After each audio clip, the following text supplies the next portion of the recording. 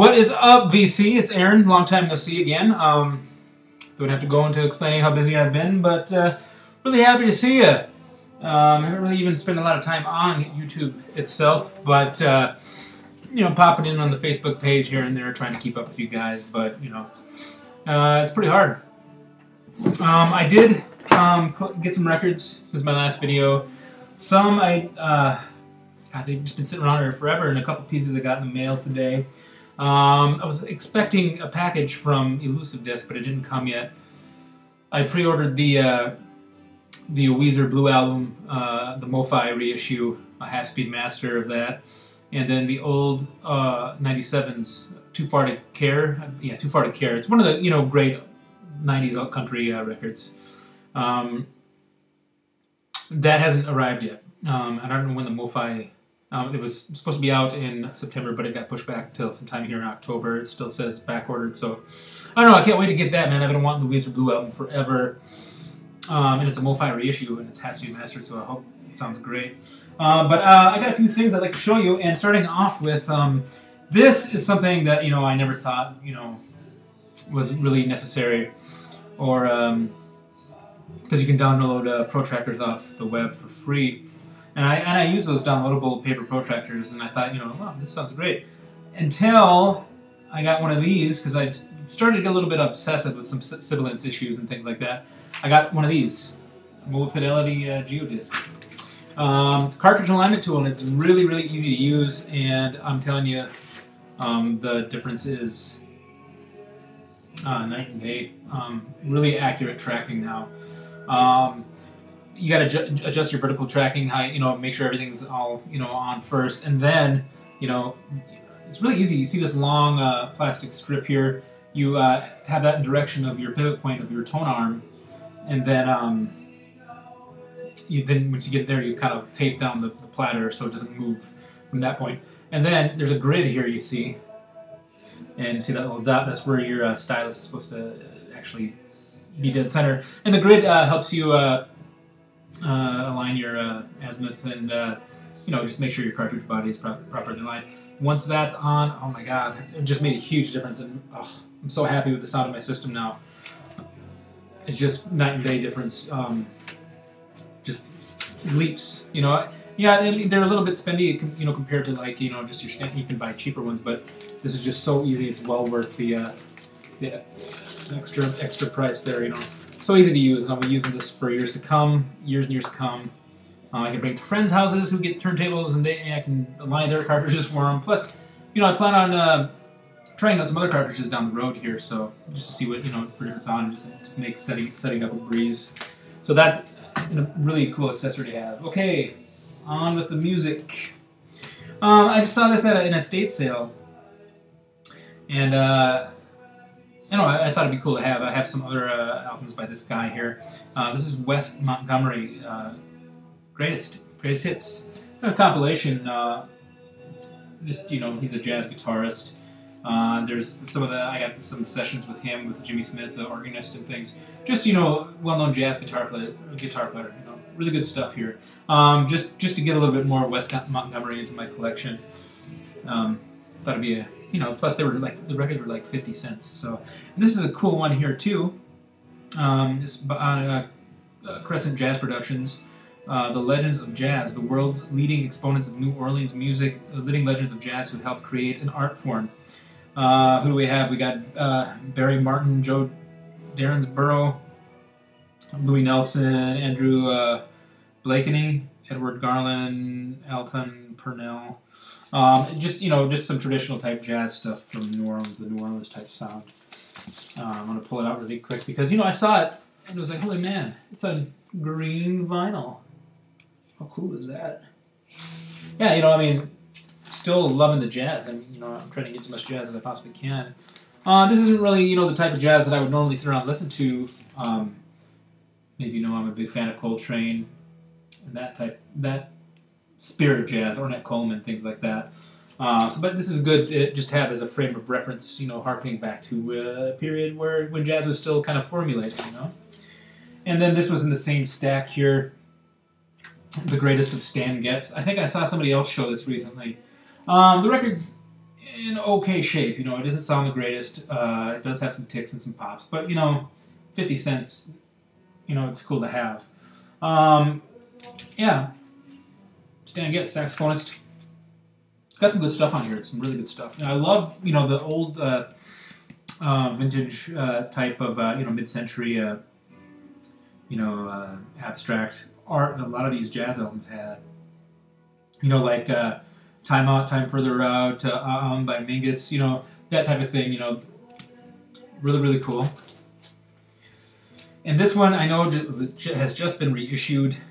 The reissue is a double 45 RPM remaster. You know, probably sounds freaking ridiculously awesome. This is an album I've been wanting forever. And, you know, every time I saw them, like, online, Discogs, eBay. Discogs, for instance, those were represses, so hence Pirates Press or whatever. And on eBay, they're just going astronomically high. This is a 70s press on Blue Note. Really, really excited to have this. And I got it for just a frickin' steal compared to what I've seen. I got it for like $15. Well worth every penny versus the $50 for the 45 RPM remaster. That's probably an audiophile sounding. This sounds just as good. Of course, I don't have anything to compare it to, but as far as the sound quality of this album, it just sounds great. And this is Art Blakey and the Jazz Messengers, Free for All. Oh man, I've been wanting this record for so long. It's a 70s press again, and you know it's really, really clean. I have it in my MoFi sleeve here on the Blue Note label, 70s style. I mean, Art Blakey, just a monster drummer in his own right. The musicians he has playing with him, Freddie Hubbard, Curtis Fuller, Wayne Shorter, Cedar Walton, and Reginald Workman. Just freaking, I mean, the title track itself, Free for All, just punch you in the face, kind of hard bop jazz. So cool. So freaking cool. If you don't have it, try to see if you can find a copy like this, you know, like the 70s press. You won't regret it. If you want to listen to some really good jazz, right here. And if you have the money, spring for the $50 audiophile reissue, 45 RPM, double LP, 200 gram pressing. I think it's from Acoustic Sound or something like that. I'm not exactly sure, but if I had the money, you know, if I had disposable income like that, I would totally spring for it. But the records I'm showing you here is, you know, this is a few months worth of records. These next two here were a gift for my mom. She went to a garage sale and she found these and she knew I'd like them. I know a couple of you guys would really like this one. Another record to add to my collection of these guys here. The Hollies, Stop, Stop, Stop. Decent shape. It's not the best. You know, you can see the ring wear and there's, you know, some scratches on the record. Nothing major, but enough to affect a little bit of playback. Don't really know much about this album here. Honestly, don't really know much about the Hollies. I know Graham Nash, obviously. You know, Crosby, Stills, Nash, Young. You know, their hits, I guess, like, you know, Carry On a Carousel, Graham Nash, yeah, that stuff here. Yeah, but, you know, it's cool to have the Hollies, you know. And she found this, man, and I was so, I'm going to use Big Star 1000's word here, chuffed. And he said the exact same thing when he found a copy of this record while crate digging. My mom found this at a garage sale, and you don't see these in where I'm from anyway, in a garage sale very often. And I've been wanting this on vinyl forever. You know, I was thinking about springing for the reissue, which is, you know, relatively cheap, but man, for $1 she got these for. One of the greatest albums, in my personal opinion, by this artist, and one of the greatest albums, I think, of all time. This is Van Morrison, Moondance. Yeah, the cover's a little rough, but the record is just freaking sweet. It's on the green Warner Brothers label. Totally worthy of a MoFi sleeve. Just, you know, shiny and glossy and really, really clean. Unbelievable. Man, I was so stoked when I saw this record. She goes, hey, I found you some records. I got you some Van Morrison and the Hollies. And I said, which Van Morrison? She said, Moondance. I'm like, oh my God. So I thanked her profusely for it. I mean, she, you know, she keeps her eyes peeled for me too when she's out garage sailing or whatever. But yeah, I mean, seriously, Van Morrison's Moondance, one of his masterpieces, along with, well, let's see here. Tupelo Honey, I would say, is a masterpiece. His band, the Street Choir. I don't know. you name it. Oh, Astral Weeks. Can't forget about Astral Weeks. That's another great Van Morrison album. It's one of my favorites. It's one of my personal favorite albums. But along with this one, just front to back, solid record. Check it out, Van Morrison's Moondance. If you haven't heard it, of course you had to have heard it. I mean, there's so many great songs, like Moondance for one, Into the Mystic, things like that.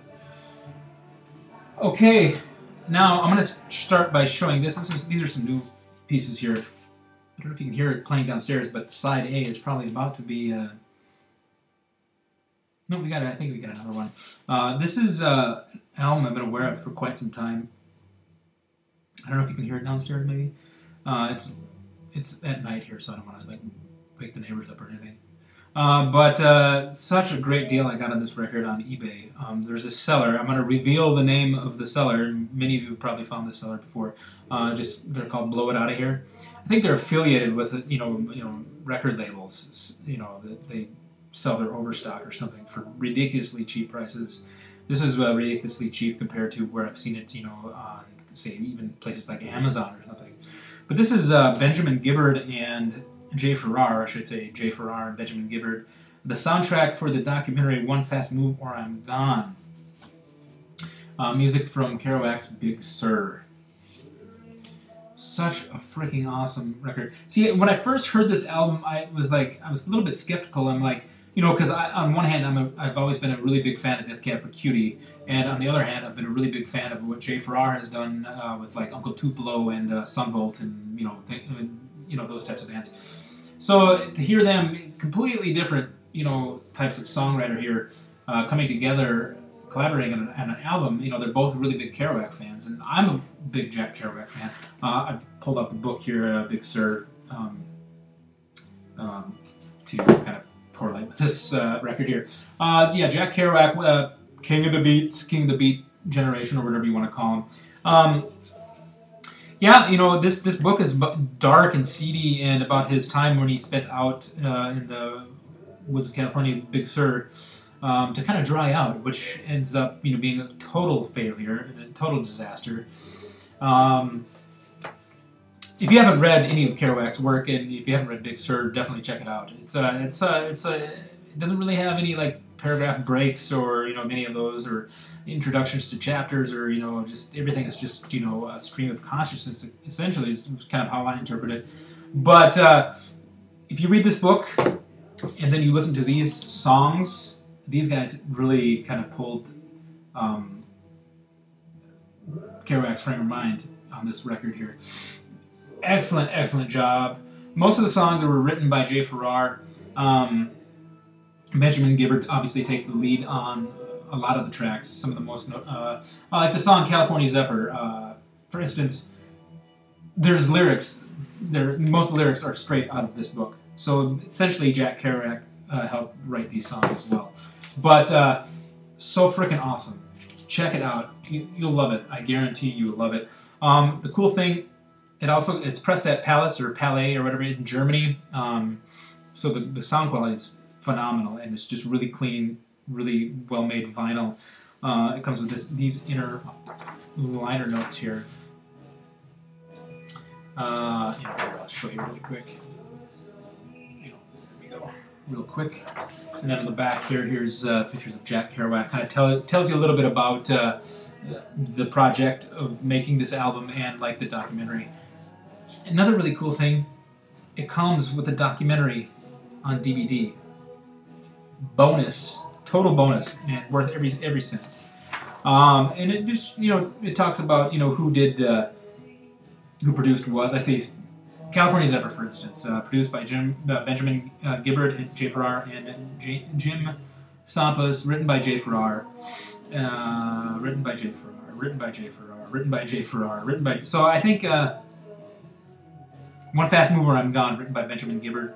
Yeah, so I mean, some of the songs are written. Oh, that's like One Fast Move. That's one of the best songs on the album. Just ridiculous. So many references to Kerouac's Big Sur in there. It's just amazing. Amazing. Okay, now these next two, sorry, I just kind of was long-winded about that, One Fast Move or I'm Gone, but these next two, I'm a big fan of this artist. You guys know I have been for such a long time, but there was some, I'm just like, God, I've been really just listening to his music a lot again lately. And, you know, it's just kind of, you know, I feel connected with Sam Beam's music. This is Iron and Wine. This is a Record Store Day exclusive. Morning Becomes Electric. You know, just a plain sleeve. It's an EP of a radio broadcast he did. Well-recorded radio broadcast, all live performances. Sounds awesome. Also comes with a full-length CD. Look at that artwork on the labels, man. Whoever does his art, I haven't looked into it, but just freaking amazing. Reminds me a lot of Vincent Van Gogh, as you see in some of his other album covers. Check this out. Morning Becomes Electric. And again, I cannot tell you enough how much I love Iron and Wine. And I hope Sam Beam is remembered as one of the great songwriters of his generation, because he truly is. This is another Iron and Wine piece. It's a split EP, or split LP I should say, between Iron and Wine and the Low Anthem. Never heard of the Low Anthem until I heard this. Recorded at Daytrotter Studios. I think it's, where's Daytrotter? Is that in Davenport, Iowa, or Decorah, Iowa? I can't remember. Anyway, I came across a clip of the Daytrotter sessions on YouTube of him actually doing the recording. It's recorded on tape as well. Stripped down live performances with him and his harmonizer woman. I thought I heard it was his sister. I'm not sure. Anyway, this is just the Daytrotter sessions. On the back here, now here's the Low Anthem, picture of the Low Anthem. But oh man, talk about a freaking awesome performance here, man. Most of them are, most of the songs on here, I think there's 5 songs that are off of Kiss Each Other Clean. He does, I think, do Naked As We Came. So freaking good. I cannot even explain to you how good this is. Sam Beam is just freaking incredible musician. I mean, songwriter, lyricist, guitar player, fingerstyle, you know, whatever. You know, he's got it, man. He's so awesome. And the artwork is just freaking cool as hell. Now, this is a limited production piece. I think it was limited to like 1,000 or 1,500 pressings. So, relatively hard to find. I saw a couple on eBay that were kind of spendy, but this one I got for 15. Not bad at all. And the same with this one. I mean, they're still available if you want. I got this one for 15 as well. But most of the time you see them for like 30. I saw one for like $40, $45 too, and I was like, that was a little bit too much, I guess, for this. But it's my goal to collect every LP-sized piece of vinyl released by Iron and Wine. The only one I have that I'm missing, I think, is it's released in 2009. What was it called? Was it called Around the Well? Was it? Let me look online really fast here. And thanks for watching this long video, by the way. Let's check it out. Iron and Wine. Oh, Around the Well. It's basically outtakes, demos of spanning his career from, you know, his first album to, I think, Through the Shepherd's Dog. Which, you know, I kind of have that in my collection. I don't have it yet. You know what I mean? And the cool thing about, also, let's see here about, the Daytrotter session. If you can get it still, it comes with a free download coupon of both bands' sessions. So, another bonus there too, man. And free digital music, you know.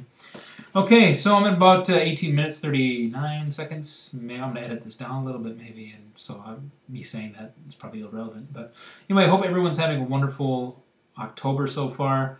Just one thing I wanted to say really quick. Going through kind of a medical thing with my mom. She has something wrong with her aorta. She has an aortic aneurysm. She's going to get surgery. It's going to be, I think it's going to be fine, but, you know, those of you out there that are close in the community, whatever you have, if you have vibes, if you have prayers, thoughts, positive feelings, whatever, can you please send them her way? Just, you know, the power, you know, of people. So I would appreciate that. And I hope everyone is having a wonderful, wonderful